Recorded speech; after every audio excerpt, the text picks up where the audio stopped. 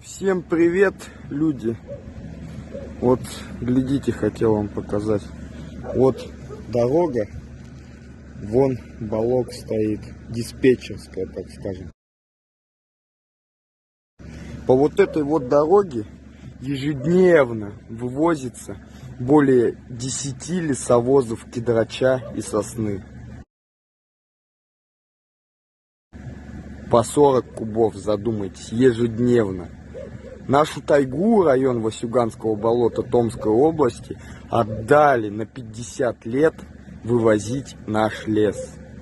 Что интересно будет через 5 лет, через 50 лет с нашим лесом?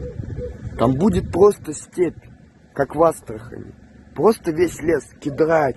Ему цены нету этому лесу, его просто пилят, можно сказать, на дрова, на пиломатериал, и вывозят по 400, по 500 кубов в сутки.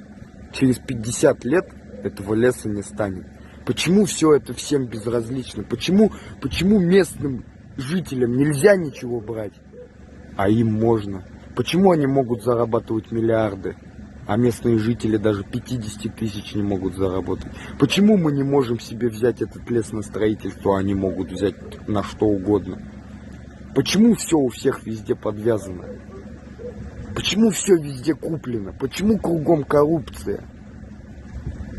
Почему с этим никто не борется? Нашу тайгу просто за 50 лет всю вывалят, и там будет степь. И ни животных там не будет никаких диких.